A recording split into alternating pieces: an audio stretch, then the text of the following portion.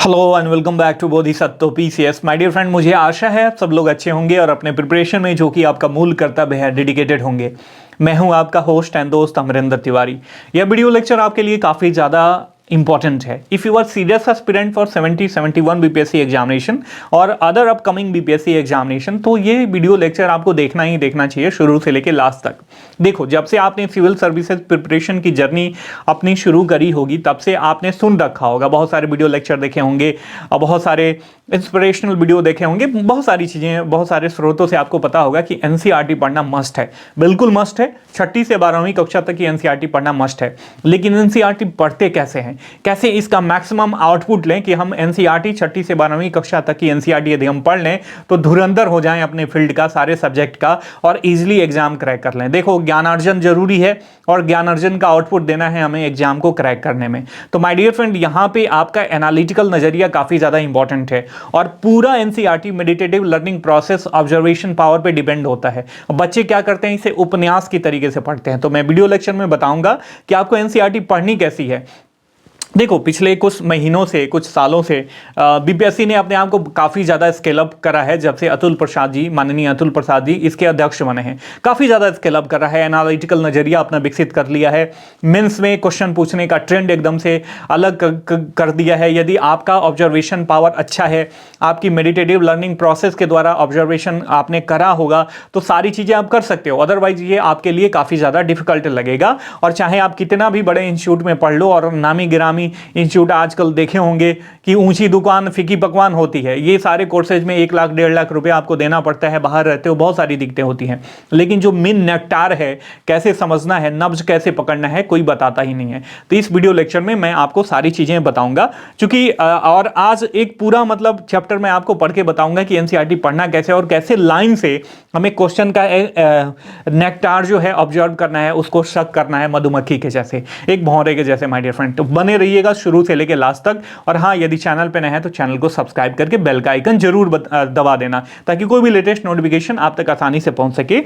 यह जो है class 9th NCERT geography chapter number 5 प्राकृतिक वनस्पति और वन्य प्राणी, ये पार्टिकुलर चैप्टर है। काफ़ी जो आजकल बीपीएससी इन्वायरमेंट एंड इकोलॉजी से संबंधित क्वेश्चन ज़्यादा पूछने लगा है, उसका इंक्लाइनेशन बढ़ते जा रहा है, डाइवर्सिफाइड हो रहा है बीपीएससी। तो इस चैप्टर को मैंने उठाया है और इस part of our 70 BPSC course, ठीक है, जो 17वीं बीपीएससी के लिए हमने कोर्स लॉन्च करा है, उसमें पूरा एनसीईआरटी 6ठी से 12वीं कक्षा तक की पढ़ा रहे हैं। तो उसी का एक पार्ट है। तो इसमें वीडियो लेक्चर भी जाएगा और आपको पता भी चल जाएगा कि एनसीईआरटी कैसे पढ़ना है, माय डियर फ्रेंड। ठीक है, प्राकृतिक वनस्पति और वन्य प्राणी, मैं हमेशा बताता हूं, देखो यदि सीरियस एस्पिरेंट हो ना तो बड़ी ध्यान से सुनना।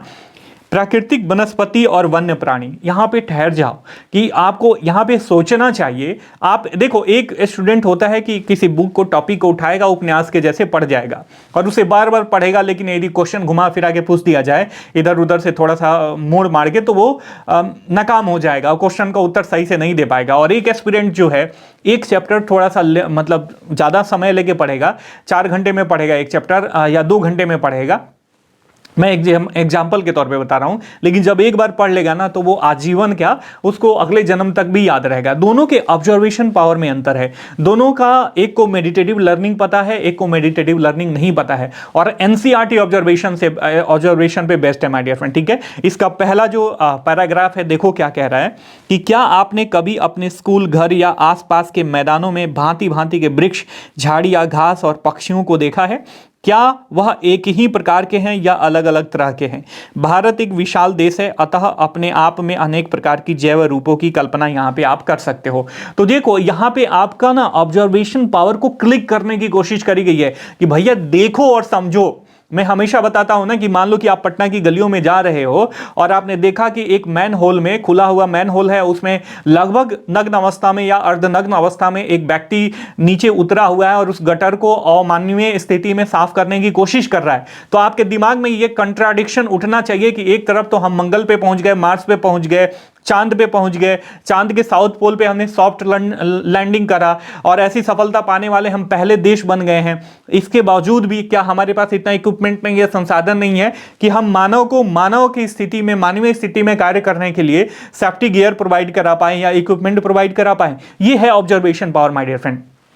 ठीक है, तो इसीलिए एनसीईआरटी कह रहा है कि पहले अपने आजू बाजू देखो। आप देखोगे कि आपके बगीचे में नाना प्रकार के पेड़ पौधे हैं, ठीक है, वहां पे कुछ चीजें आपके द्वारा उगाई गई हैं, कुछ खुद ब खुद उग जाती हैं, घास उग जाती हैं, विभिन्न तरीके के कीड़े मकोड़े हैं। तो ये सब क्या है? ये ऑब्जर्वेशन है। यहां पे ऑब्जर्व करोगे तो आप देखोगे कि हमारे सराउंडिंग में जो चीजें हैं ना, वो एक ही जाति के नहीं है।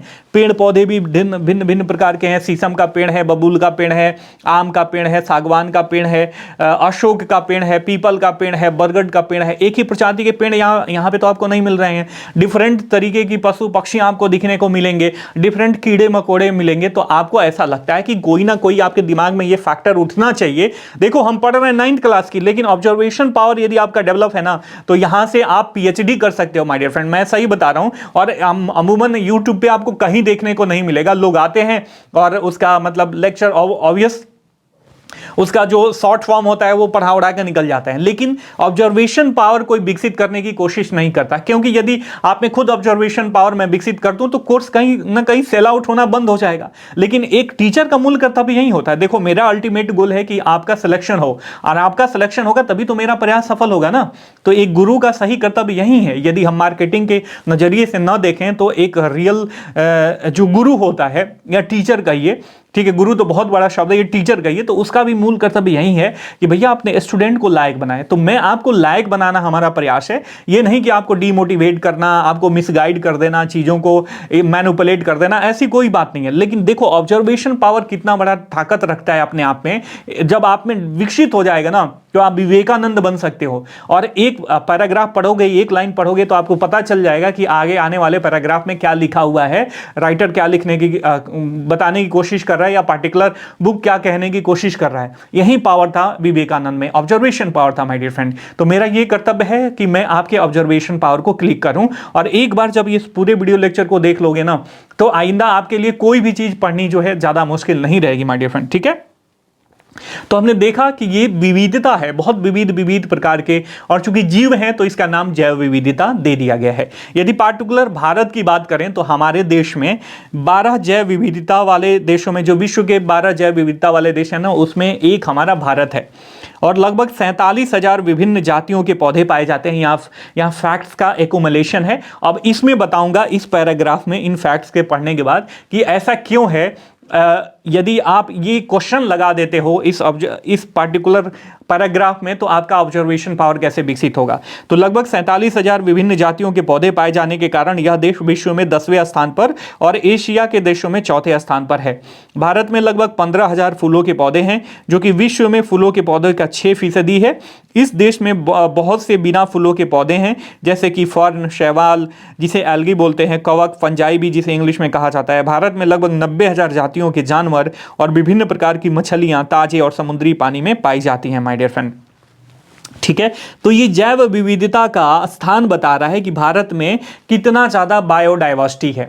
अब एक बात बताओ, बायोडाइवर्सिटी होता क्यों है, क्यों इतना बायोडाइवर्सिटी है भारत में? ये आपके दिमाग में उठना चाहिए प्रश्न। ये नहीं कि उपन्यास के जैसे केवल फैक्ट्स आपने संग्रह कर लिया, आपने दिमाग को और बोझिल कर लिया और आगे बढ़ते गए। ऐसी पढ़ाई नहीं होती है माय डियर फ्रेंड। आपने देखा होगा कि आपके अगल बगल एक हाफ पैंट पहन के दिन भर पटना की गलियों में घूमने वाला आपका दोस्त, उसका सिलेक्शन हो जाता है, एसडीएम बन जाता है या आईएएस बन जाता है, और आप खूब ज्यादा पढ़ते हो, या उसका कोई अन्य दोस्त है खूब ज्यादा पढ़ता है, लेकिन उसका नहीं हो पाता। वो 10-10 घंटे 12-12 घंटे पढ़ता है, और ये जो हाफ पैंट पहन के घूमने वाला लड़का है, ये 5 घंटे 6 घंटे डेली पढ़ता है, और बस उसका काम निकल जाता है, चल जाता है। उसको नब्ज पता है, जो पढ़ रहा है ना, उसका नेक्टार कैसे चूसना है ये पता है माय डियर फ्रेंड, ठीक है।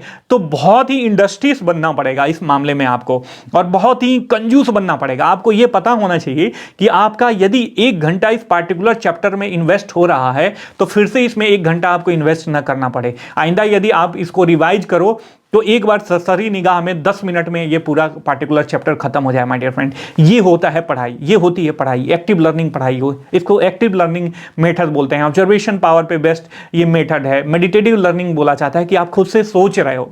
यदि सोच नहीं रहे हो ना, आइडली रूप से बेड पे पड़े हुए हो, कंबल ओढ़े हुए हो, कोजी इन्वायरमेंट में अंडा खा के पढ़ाई कर रहे हो, तो ये पढ़ाई नहीं है माय डियर फ्रेंड। आप ऑब्वियस आप किसी भी एंगल में पढ़ो, लटक के पढ़ो चमगादड़ के जैसे, या अपनी शिखा को बांध के अमूमन लोग इसको क्या करते हैं, ग्लोरीफाई करने की कोशिश करते हैं और इस चीज को बढ़ा चढ़ा के बोलते हैं शिखा में चोटिया में रस्सी बांध के पंखा में लटका के पढ़ रहे हो, तो उससे कोई मतलब नहीं है आप कैसे पढ़ रहे हो। लेकिन यदि पढ़ रहे हो, उसका ऑब्जर्वेशन नहीं कर रहे हो, वो आपके जीवन का हिस्सा नहीं बन रहा है, आपके ऑब्जर्वेशन और मेडिटेटिव थॉट का हिस्सा नहीं बन रहा है, तो वो पढ़ाई आपकी पढ़ाई नहीं है, कहीं ना कहीं आप अपने साथ मजाक कर रहे हो माय डियर फ्रेंड। और आईएएस या अदर स्टेट पीसीएस का रिक्वायरमेंट स्पेशली बीपीएससी की बात करें तो इस समय यही हो गया है, ठीक है। तो आप इस बात को ध्यान में रखो। तो यहां पे आपने देखा कि क्यों है इतनी जैव विविधता। देखो जैव विविधता डिसाइड किससे होती है, भौगोलिक विविधता से। आपने प्रीवियस कक्षा में यदि 6ठी 7वीं 8वीं कक्षा की ज्योग्राफी पढ़ी होगी तो आपने देखा होगा कि कैसे भौगोलिक विविधता हमारी जैव विविधता को डिसाइड करता है, हमारी सांस्कृतिक विविधता को डिसाइड करता है। हम अपने समाज में जो सांस्कृतिक और धार्मिक विविधता देखते हैं या प्रजातीय विविधता देखते हैं, ये विविधता का केवल बाह्य प्रदर्शन होता है जो हम अपने नग्न आंखों से देख के और जो भी हमारे पास बुद्धि है उससे ऑब्जर्व करके हम चीजों को देखते हैं कि इतना ज्यादा धर्म है, इतना ज्यादा कल्चरल डिफरेंस है, इतनी ज्यादा डाइवर्सिटी है। लेकिन इसके पीछे का जो मूल तत्व है वो प्रकृति है, और वो प्रकृति, चूंकि ये भी प्रकृति का हिस्सा है, लेकिन प्रकृति का जो बेस है यहां पे ये भौगोलिक विविधता है। और भारत में देखोगे तो बहुत ज्यादा भौगोलिक विविधता है। उत्तर में आपका हिमालय पर्वत है, उसके जस्ट नीचे बाबर प्रदेश है, उसके जस्ट नीचे उत्तर का विशाल मैदान है उत्तरी भारत का, उसके जस्ट नीचे भारत का प्रायद्वीपीय प्रदेश है। फिर इसके साथ देखोगे इसका कोस्टल रीजन है, थार मरुस्थल है, नॉर्थ ईस्ट का भारत का हिस्सा है। और सबका जो है ज्योग्राफिकल फीचर डिफरेंट है माय डियर फ्रेंड। एक तरफ वर्षा होती है, नॉर्थ ईस्ट में खूब वर्षा होती है, थार मरुस्थल में बारिश ही नहीं होती है। आप कोस्टल रीजन में देखोगे खूब वर्षा होती है, उसमें भी पश्चिमी हिस्से में जो पश्चिमी तट है उसमें खूब वर्षा होती है, और जो वर्षा विमुक्त क्षेत्र है वहां पे वर्षा ही नहीं होती है। इसके साथ साथ उत्तरी मैदानों को देखोगे तो नेपाल हिमालय से आने वाली नदियां जहां हर एक साल बाढ़ लाती हैं, अपने साथ जलोढ़ मिट्टी को लाती हैं और उसका डिपोजिशन करती हैं और खूब उपजाऊ कृषि क्षेत्र का विकास करती हैं। वहीं प्रायद्वीपीय पठारी प्रदेश में ऐसा है ही नहीं। हिमालय से निकलने वाली नदियां, उनका फीचर अलग है और प्रायद्वीपीय पठार से निकलने वाली नदियों का फीचर अलग है। तो ये सारी चीजें, जब इतनी ज्यादा ज्योग्राफिकल विविधता है तो वनस्पतियों का जो प्रजनन होता है, जनन होता है, वो इन्हीं सारी चीजों से तो होगा। जब इतनी जैव विविधता होगी तो ऑब्वियस वनस्पति और प्राणी जात में विविधता अधिक देखने को मिलेगी। तो ये है observation power my dear friend, ठीक है। आपने 6ठी 7वीं 8वीं कक्षा का ज्ञान लिया के इस चैप्टर में एक्युमुलेट कर दिया और आपको क्लैरिफाई हो गया कि हाँ भैया ये कारण है। तभी जाके आप एक बार में पढ़ के, 2 बार में पढ़ के आप बढ़िया से मेंस आंसर राइटिंग करोगे और एकदम धाकड़ आग के जैसे जाके आप अपना पर्सनालिटी डेवलपमेंट करोगे, कॉन्फिडेंस आएगा तो इंटरव्यू भी आपका अच्छा जाएगा माय डियर फ्रेंड। तो ये सारी चीजें मैटर करती हैं और ये काफी इंपॉर्टेंट है। और ऐसा यदि आपने टेम्परामेंट अपने आप में डेवलप कर लिया तो आपकी सिलेक्शन, भाई बीपीएससी छोटी चीज है, काफी छोटी चीज है बीपीएससी और आईएएस बनना। आप जिस क्षेत्र में जाओगे उसमें बुलंदी पे रहोगे माय डियर फ्रेंड, ठीक है। तो ये ध्यान में रखना। प्राकृतिक वनस्पति का अर्थ है कि वनस्पति का वह भाग जो कि मनुष्य की सहायता के बिना अपने आप पैदा होता है और लंबे समय तक उस पर मानवीय प्रभाव नहीं पड़ता, और इसे अक्षत वनस्पति भी कहते हैं। अक्षत जिसका नाश वगैरह मतलब नहीं होता है, ऐसे कुछ चीजें, ठीक है। तो ये आप ध्यान में रखो कि मान लीजिए जो ह्यूमन के द्वारा, मानव के द्वारा जो विकसित किए गई वनस्पतियां, जो उगाई गई वनस्पतियां हैं, ऑब्वियस वो प्राकृतिक वनस्पति नहीं है। यहां से आपको क्रिस्टल एंड क्लियर हो गया। प्राकृतिक वनस्पति वही है जो खुद से प्रकृति के कारणों के द्वारा उगती हैं और मानव जीवन पे या अपने इन्वायरमेंट पे बहुत ज्यादा दिनों तक प्रभाव डालती हैं, और इसे अक्षत वनस्पति भी कहते हैं। तो ऑब्वियस यदि आपसे कोई पूछे कि आपके गमले में उगाया गया क्या बबूल का या मतलब किसी भी तरीके का पौधा या गुलाब का पौधा या कमल का कुछ भी पौधा, क्या वो प्रकृति वनस्पति है यहां पे? तो आप बिल्कुल कहोगे नहीं। और इसी चीज को यहां पे यदि आपने रोक के समझ लिया, इसी चीज को आगे एलोबरेट करा गया है। अतः विभिन्न प्रकार की कृषिगत फसलें, फल बगान वनस्पति का भाग तो हैं, परंतु प्राकृतिक वनस्पति का भाग नहीं है। दो इस वनस्पति बट नॉट अ नेचुरल वनस्पति, ठीक है। बात आ गई समझ में? इसी तरीके से यदि आप टेम्परामेंट डेवलप करके पढ़ाई करते हो तो आपका पढ़ाई जो है सार्थक होगा और बीपीएससी को यूं क्रैक कर लोगे। ठीक है। और मैं आने वाले समय में वीडियो लेक्चर के द्वारा मैं ये भी बताऊंगा कि कैसे आप छठी कक्षा का प्रश्न जो है आपको मतलब तबाह कर सकता है। यदि आपने नॉर्मल पढ़ाई कर रखी है और ऑब्जर्वेशन पावर पे पढ़ाई कर रखी है तो ये आपको कैसे जो है बूस्टअप कर सकता है। तो कैसे आपको 17वीं बीपीएससी के लिए एमसीक्यू सॉल्व करना है, ये भी एक नजरिया आप में विकसित हो जाएगा। ठीक है, तो ऑब्वियस, और यहाँ पे देशज और विदेशज वनस्पति की बात करी जा रही है, पौधों की बात करी जा रही है। जो पौधे हमारे देश के इन्वायरमेंट के द्वारा खुद विकसित हो जाते हैं वो देशज पौधे हैं, और किसी अदर इन्वायरमेंट के से हम क्या करते हैं, उसको इंपोर्ट करते हैं और अपने द्वारा लगाते हैं, वो विदेशज हैं। अपने शब्दों से ही अपने परिभाषा की ये व्याख्या कर रहे हैं माय डियर फ्रेंड। ठीक है, और यदि हम भारत की बात करें तो इसमें वनस्पति के प्रकार या प्राकृतिक वनस्पतियों को अमूमन निम्न तरीके में बांटा गया है: उष्णकटिबंधीय सदाबहार वन, उष्णकटिबंधीय पर्णपाती वन, उष्णकटिबंधीय कटीले वन और झाड़ियां, पर्वतीय वन और मैंग्रोव वन। अब देखो मैंने क्या बताया कि जो भी जाति और प्राणी जात या यूं कह वनस्पति जात का निर्माण होता है ना, उसके पीछे जो बेस होता है वो ज्योग्राफिकल फैक्टर होते हैं, और ज्योग्राफिकल फैक्टर के आधार पे ही जो भी वनस्पतियां पाई जाती हैं उनका नामकरण करा गया है। उष्णकटिबंधीय सदाबहार वन मतलब ऐसा वन जो उष्णकटिबंध के क्षेत्र में पाया जाता है और वो सदाबहार होता है, मतलब अमूमन पत्तियां उसमें नहीं झड़ती हैं,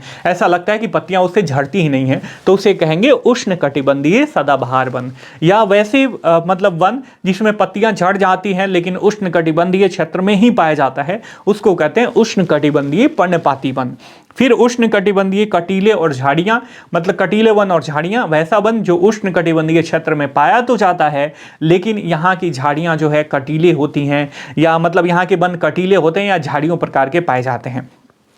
ठीक है, पर्वतों पे पाए जाने वाले वन को पर्वतीय वन कहते हैं, और मैंग्रोव वन जो डेल्टाई रीजन में पाए जाते हैं माय डियर फ्रेंड। ठीक है, तो ये शब्दों को आप खुद से व्याख्या करने की कोशिश करो, उसको तोड़ने की कोशिश करो। आपकी पढ़ाई में ठहराव होनी चाहिए, मतलब आपके मस्तिष्क में ठहरो, सोचो तब आगे बढ़ो, ठहरो सोचो तब आगे बढ़ो।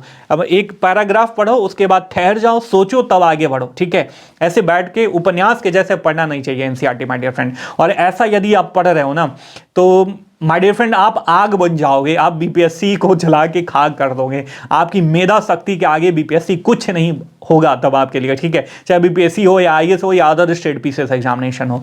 तो यही बात है कि कुछ लोग जब उस नब्ज को पकड़ लेते हैं, तरीकों को समझ लेते हैं, तो वो आग बन जाते हैं। उनका कुछ समय का मेहनत ही उनको मतलब प्रतिभाशाली बना देता है। और कुछ लोग यदि नब्ज नहीं पकड़ते हैं, सही टेम्परामेंट नहीं समझते हैं, तो वो कई दिनों तक कई सालों तक पढ़ते हैं, बावजूद उसके उनको असफलता हाथ लगती है।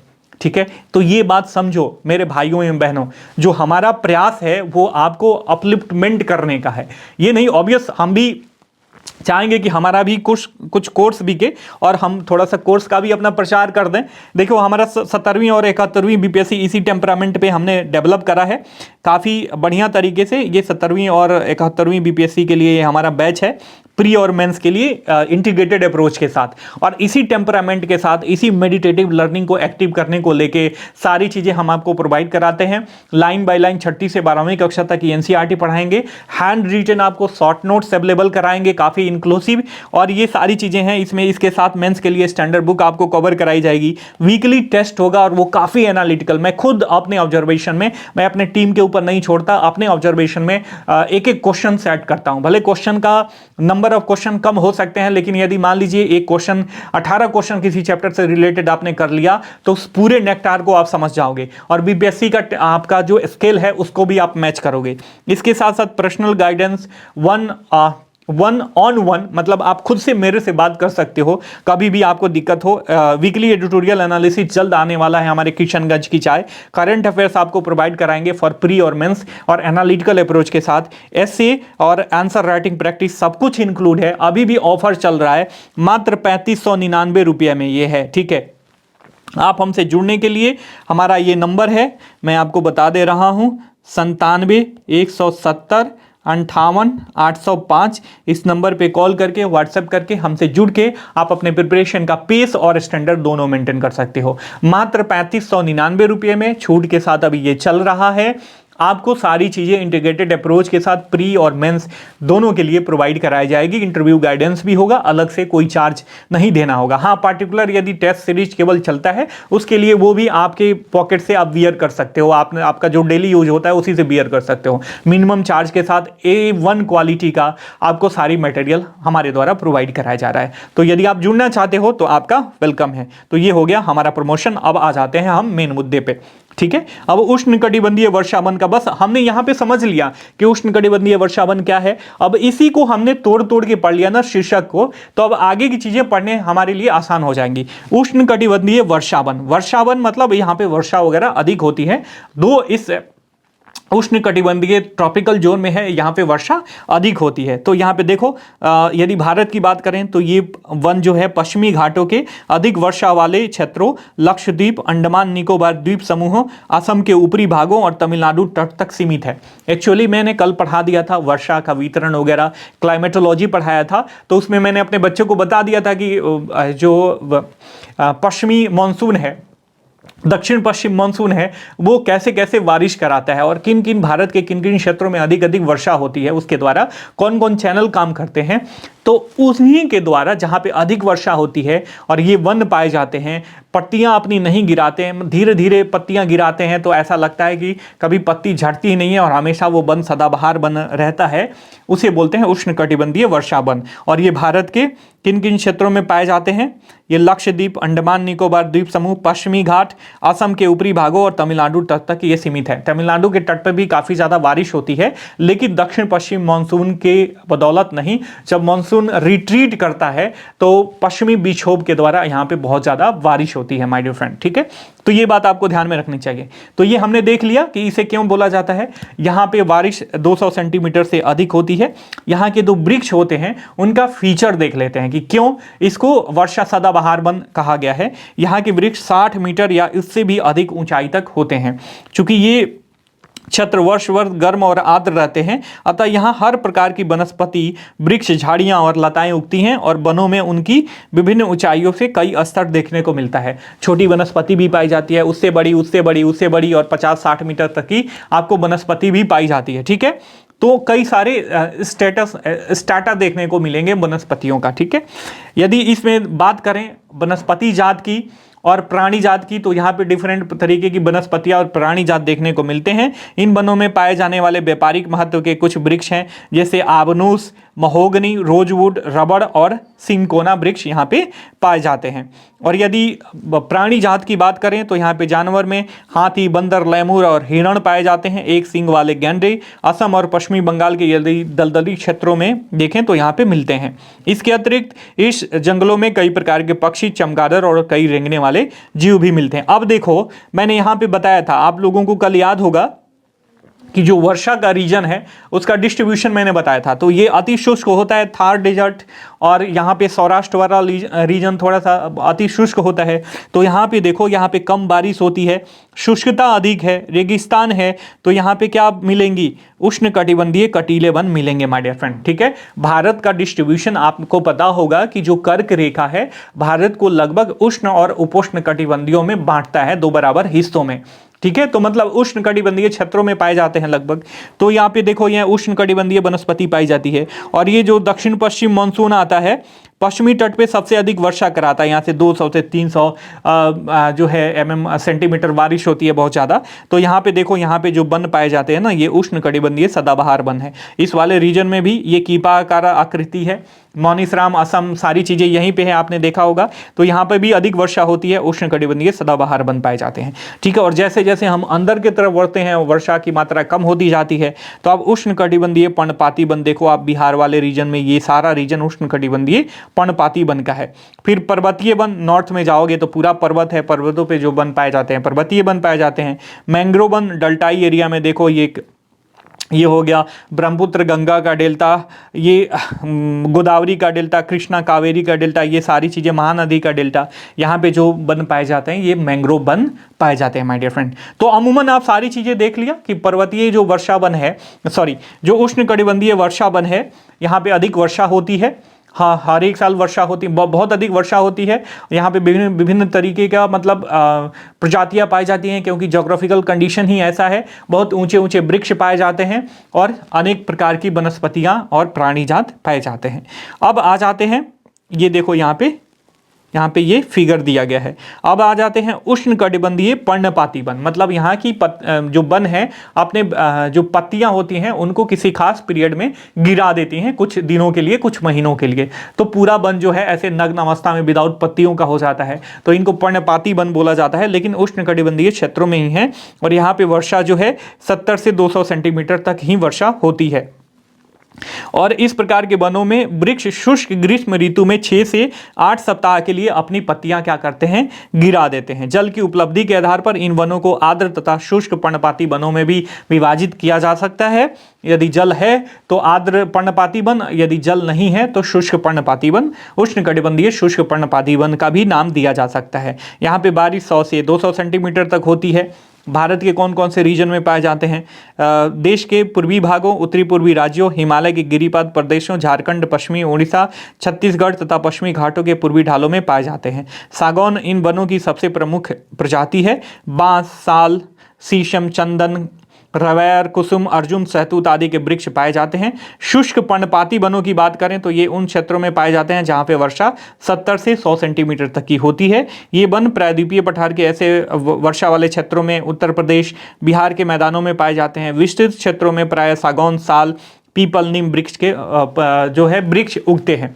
अब यहाँ पे बिहार, चूंकि you are preparing for BPSC, तो यहाँ पे बिहार स्पेशल भी एक आपको फैक्ट मिल गया, यहाँ पे रुकना है। देखो बिहार के स्पेशल में क्या कह रहा है कि शुष्क पर्णपाती वन बिहार के मैदानों में पाए जाते हैं। हो सकता है कि जो आप बिहार का स्पेशल बुक पढ़ रहे हो ज्योग्राफी में मिले भी और इतना एलोबरेशन न भी मिले, लेकिन जब आप इन्हें यहाँ से एनसीईआरटी से आपने कॉन्सेप्ट क्लियर कर लिया तो ये आपको सारी चीजें समझ में आ गई।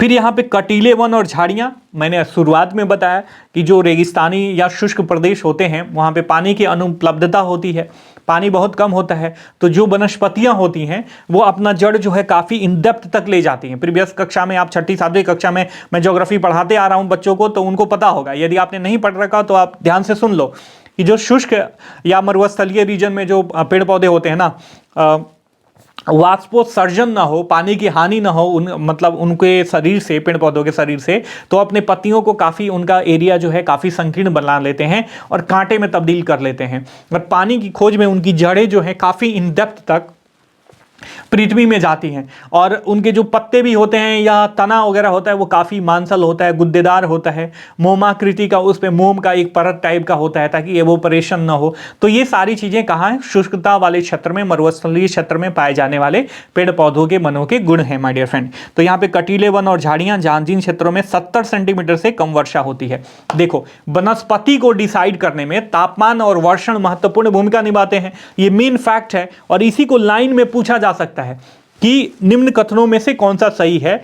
तापमान और वर्षण जो है वनस्पति को डिसाइड करने में महत्वपूर्ण भूमिका निभाते हैं। कटीले वन और झाड़ियां उन्हीं क्षेत्रों में पाए जाते हैं जहां पे 70 सेंटीमीटर से कम वर्षा होती है, ठीक है। या उष्णकटिबंधीय वर्षा वन, सदाबहार वन उसी क्षेत्र में पाए जाते हैं जहां 200 से 300 से 400 सेंटीमीटर तक वर्षा होती है। इनमें से कौन सा स्टेटमेंट सही है, कौन सा स्टेटमेंट गलत है? तो जब आप एनालिटिकल अप्रोच के द्वारा पढ़ाई कर रहे होंगे तभी तो ये आपको सारी चीजें पता होंगी। लेकिन बस आप एमसीक्यू लगा रहे होगे, 1500 एमसीक्यू लगा लो, इतना लगा लो, मैं बताना चाहूंगा कि रिजार्ड हो जाओगे यदि एनालिटिकल अप्रोच के साथ आपको 50 एमसीक्यू वन रन में लगाना हो तो, ठीक है। लेकिन लोग आपको 1500 लगवाते हैं, तो ये सारी चीजें कहीं ना कहीं छल हैं। अब रिलेवेंसी इनकी नहीं रह गई है, तो अपने आप को सुधारो, अपना थॉट प्रोसेस सुधारो, अपना टेम्परामेंट सुधारो। आपका जो अपोनेंट है, देखो किसी भी एग्जाम का प्रिपरेशन कर रहे हो ना, तो जिस संस्था के द्वारा लिया जा रहा है वो आपका अपोनेंट होता है। तो अपोनेंट की स्ट्रेटजी यदि आप समझते हो, उससे ज्यादा अपने आप को स्केल अप करते हो, तभी तो अपोनेंट को हरा पाओगे माय डियर फ्रेंड। यहाँ तो कोई कन्वेंशनल वार तो नहीं हो रहा है, क्योंकि हिम्मत से ही सारा कुछ हो सकता है। ऑब्वियस यहाँ भी हिम्मत की आवश्यकता है, लेकिन हिम्मत से आप सब कुछ नहीं हो सकता है। आपको तलवार घोंप के आपके अपोनेंट को हिंसात्मक तरीके से मारना नहीं है, दिमाग की लड़ाई है, दिमाग से मारना है। तो दिमाग आपका बहुत ही अप टू मार्क होना चाहिए माय डियर फ्रेंड। और हमारे कोर्स का यही मतलब वो होता है, अप्रोच होता है कि मैं आपको जो भी पढ़ाऊं, चाहे कम पढ़ाऊं या ज़्यादा पढ़ाऊं, उस चीज़ को यदि आपने एक बार समझ लिया तो वो आजीवन आपके साथ सस्टेन करे माय डियर फ्रेंड। और हमारा 70वीं बीपीएससी का इसी पे डिपेंड है, इसी तरीकों पे मेडिटेटिव लर्निंग प्रोसेस के द्वारा हम एक एक चीज़ समझा के आपको पढ़ाते हैं। ये हमारा नंबर है 97 170 58 805। इस पे कॉल करके, व्हाट्सएप करके हमसे जुड़ के मात्र 3599 रुपये में आपको सारी चीज़ें प्रोवाइड कराई जा रही हैं। हमसे जुड़ के आप अपने प्रिपरेशन का पेस और स्टैंडर्ड दोनों मेंटेन कर सकते हो माय डियर फ्रेंड, ठीक है। अब पर्वतीय वन की बात कर लोगे। ऑब्वियस यहाँ पे पर्वतों पे पाए जाने वाले वनों को पर्वतीय वन कहते हैं, लेकिन यहाँ पे देखो मैंने शुरुआत में बताई थी आपको कि टेम्परेचर और वर्षण वनस्पति को डिसाइड करने में महत्वपूर्ण भूमिका निभाते हैं। लेकिन यहाँ पे अल्टीट्यूड जो है काफ़ी ज़्यादा ऊंचा होता है पर्वतों का, नीचे से लेके 1000 मीटर तक ऊपर आप जा सकते हो। तो वहाँ पे आपको पता होगा कि जो नॉर्मल लैप्स रेट होता है, तापमान ह्रास का दर होता है, तो नीचे से ऊपर क्या होता है, तापमान कम होते जाता है। तो जहाँ पे पर्वतीय पहाड़ीय क्षेत्र में किसी डिफरेंट प्रकार का वन पाया जा सकता है, वनस्पतियाँ पाई जा सकती हैं, वहीं ऊपरी लेवल पे जाओगे तो डिफरेंट तरीके की वनस्पतियाँ पाई जाएंगी, क्योंकि वहाँ पे वर्षण का प्रकार और टेम्परेचर आपको डिफरेंट मिलेगा। तो ये चीज़ें ना हैं, ऑब्जर्वेशन की चीज़ें हैं मेरे प्यारे भाइयों एवं बहनों। बहुत ही मासूम हो, और आपकी मासूमियत का फायदा ऑब्वियस मार्केट के द्वारा उठाया जाता है, तो काफ़ी ज़्यादा समय, आपकी जवानी काफ़ी इसमें खप जाती है, संसाधन खप जाता है, काफ़ी आप रिटार्ड हो जाते हो। तो ऐसी चीज़ें ना हो, आप 1 से 2 अटैम्प्ट में आप इसको इजीली क्रैक कर दो और अपना एम संधान करके आप पब्लिक सर्विस करो। ये आपके जीवन का लक्ष्य होना चाहिए, ठीक है। ये रोजी रोटी का साधन नहीं रहा बीपीएससी। ऑब्वियस आप बीपीएससी को क्रैक करते हो तो रोजी रोटी की कुछ व्यवस्था हो जाती है, लेकिन ये उससे बढ़ के है। आप 12 बजे रात को सोए रहोगे, आपके एरिया में कुछ प्रॉब्लम हो गई तो आपको उस समय उठ के जाना पड़ेगा। तो पैसा उस समय मोटिवेशन का काम नहीं करेगा कि बहुत पैसा है आपके पास। और विश्वास करो, जब पब्लिक सर्विस में आ जाओगे तो आप पैसा जो कमाओगे ना, उसका एंजॉयमेंट आप नहीं करोगे, आपके परिवार वाले करेंगे, आपके बच्चे करेंगे, आपके पड़ोसी करेंगे, आपके नाते रिश्तेदार करेंगे। ये बात आप ध्यान में रखना। यहां पे आपका मोटिवेशन केवल और केवल आपका अपना अपलिफ्टमेंट है, पैरा मोटिवेशन है और पब्लिक सर्विस है माय डियर फ्रेंड। पैसा आपके लिए मोटिवेशन नहीं रह जाएगा। मेरे को ध्यान से सुनना और समझना, काफ़ी इंपॉर्टेंट बातें मैं बता रहा हूँ, ठीक है। जो ग्लोरी आपको दिखाई जाती है, ग्लोरीफाइड करके दिखाई जाती है, उसका काला सच ये है। तो आप जिस चीज़ के लिए पढ़ रहे हो, आपने ये डिसाइड करा कि मुझे बीपीएससी क्रैक करके एसडीएम बन के, डिप्टी एसपी बन के, बीडीओ बन के अपने लोगों की सेवा करनी है, बिहार को अपलिफ्ट करना है। चमकता सितारा जो भारत का ललाट हुआ करता था, जो बिहार संस्कृति और बिहार की अर्थव्यवस्था, उस लेवल तक ले जाना है। ये आपका मोटिवेशन होना चाहिए माय डियर फ्रेंड, ठीक है।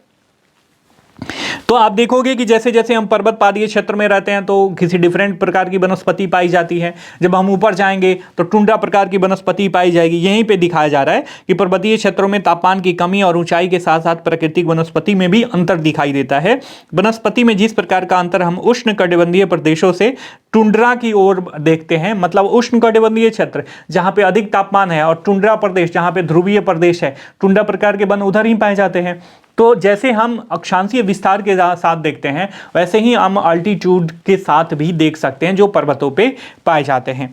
1000 मीटर से 2000 मीटर तक की ऊंचाई वाले क्षेत्रों में आर्द्र शीतोष्ण कटिबंधीय वन पाए जाते हैं। जैसे वहाँ पे वर्षा भी हो रही है, लेकिन वहाँ पे तापमान जो है काफ़ी कम है। इसमें चौड़ी पत्ती वाले ओक और चेस्टनट जैसे वृक्षों की प्रधानता होती है। वहीं 1500 से 3000 मीटर की ऊंचाई के बीच शंकुधारी वृक्ष जैसे चीड़, देवदार, सिल्वर फर, स्प्रूस, सीडर आदि पाए जाते हैं। प्रायः 3600 मीटर से अधिक ऊंचाई पर शीतोष्ण कटिबंधीय वनों और घास के मैदानों का स्थान अल्पाइन वनस्पति ले लेता है। सिल्वर फर, जूनिफर, पाइन, वर्च इन वनों के मुख्य वृक्ष हैं।